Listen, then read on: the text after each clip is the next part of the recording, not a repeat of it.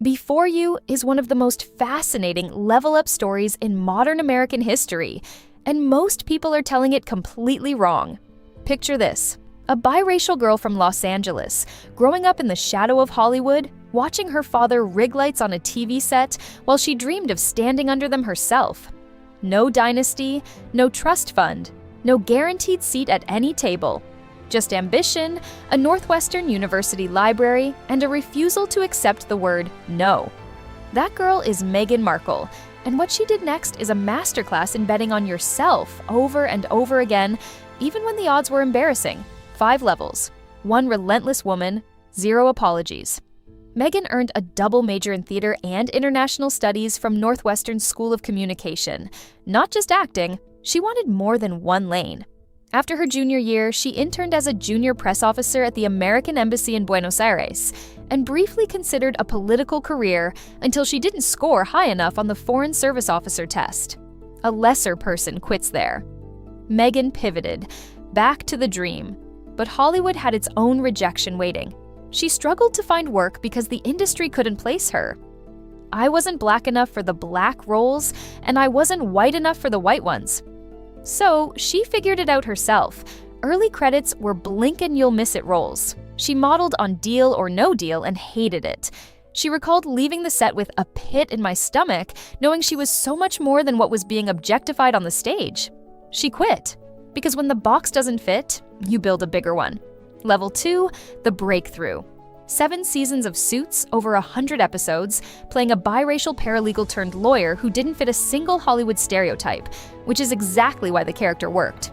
And while filming, she wasn't just acting. She anonymously ran the blog The Working Actress, then launched lifestyle blog The Tig in 2014, released 2 fashion collections, and served as a UN Women's Advocate, a World Vision Global Ambassador, and a leading counselor to One Young World.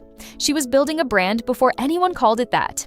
Playing the long game, and nobody knew the game had started. Then came level 3, and it broke the internet. She fell in love with a British prince. Meghan married Prince Harry in 2018 and became the Duchess of Sussex. The struggling actress who once held a briefcase on a game show was waving from the balcony of Windsor Castle.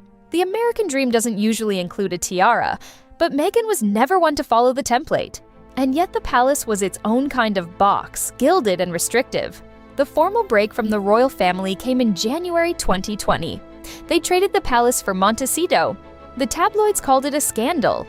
Meghan called it a strategy, because what came next was level 4, the entrepreneur era.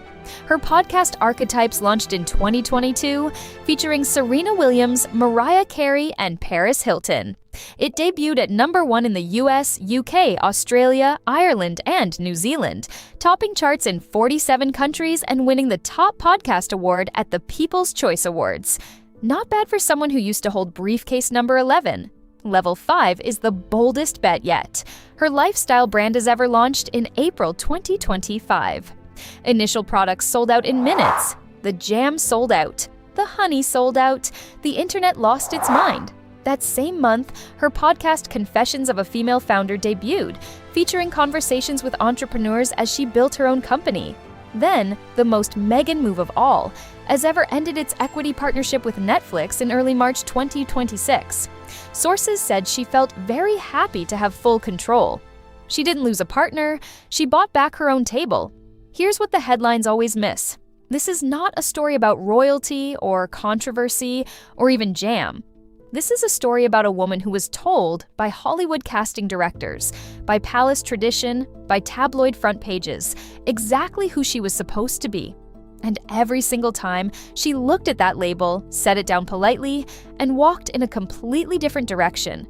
From a calligrapher between auditions, to a global royal, to a founder going it alone, Meghan Markle's story isn't finished. It's just getting to the good part.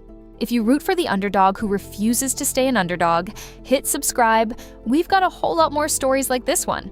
Drop a comment below. Which chapter surprised you the most? We're reading every single one.